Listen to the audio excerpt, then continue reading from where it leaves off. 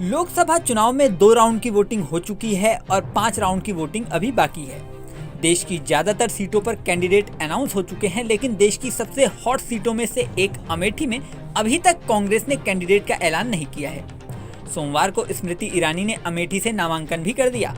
नामांकन के समय उनके साथ मध्य प्रदेश के सीएम मोहन यादव भी मौजूद रहे। 20 मई को अमेठी में वोटिंग होगी, जबकि 3 मई यहां पर नामांकन की आखिरी तारीख है, लेकिन कांग्रेस अभी तक कैंडिडेट के नाम पर साइलेंट मोड में है। अमेठी को लेकर सबसे बड़ा सवाल ये है कि क्या राहुल गांधी यहां से चुनाव लड़ेंगे। कुछ दिन पहले मीडिया रिपोर्ट्स में ये दावा किया गया था कि वायनाड में वोटिंग होने के बाद ही अमेठी में राहुल गांधी के नाम का ऐलान हो जाएगा। वायनाड में 26 अप्रैल को वोटिंग हुई थी। अभी भी अमेठी में कांग्रेस के कैंडिडेट का ऐलान नहीं हुआ है। अमेठी कांग्रेस की कभी सुरक्षित सीट मानी जाती थी। साल 2004 से साल 2014 तक लगातार 3 बार राहुल गांधी यहां से सांसद बने। साल 2019 में स्मृति ईरानी ने राहुल गांधी से इस सीट को छीन लिया और उन्हें हराकर बीजेपी के खाते में ये सीट ला दी। अब जब से लोकसभा चुनाव का ऐलान हुआ है, अमेठी सीट पर लोगों की खास निगाहें हैं। राजनीतिक विश्लेषकों से लेकर आम जनता तक इस बात में चर्चा है कि क्या राहुल गांधी इस सीट से फिर से चुनाव लड़ेंगे। सुनिए इस बारे में स्मृति ईरानी ने क्या कहा।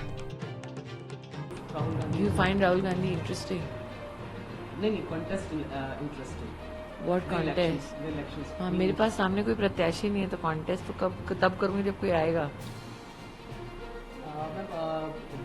A few days back, Petroda highlighted the wealth tax and inheritance tax. Congress party also released a manifesto. What would you like to tell? मैं इतना ही कहूँगी कि गांधी परिवार की फितरत रही है, दूसरों का लूटो और अपनी जेब में डालो। और इसीलिए जब राहुल जी, प्रियंका जी सार्वजनिक रूप से कहते हैं कि सबकी कमाई गिनी जाएगी और सबकी कमाई फिर ले ली जाएगी और फिर जिसको वो जी चाहेंगे उसको कमाई बांटेंगे, that's a Congress normal behaviour. Smriti Irani के बयान से साफ है कि वो राहुल गांधी के बारे में स्पष्ट रूप से कुछ कहना नहीं चाह रही, लेकिन कांग्रेस पर अटैक का कोई मौका भी नहीं छोड़ रही हैं। स्मृति ईरानी अपने क्षेत्र में जोर शोर से चुनाव प्रचार में लगी हैं। अमेठी सीट के इतिहास की बात करें तो 1980 में कांग्रेस के संजय गांधी ने इस सीट से चुनाव जीता था। उनके निधन के बाद राजीव गांधी यहां से उपचुनाव में खड़े हुए और जीत हासिल की।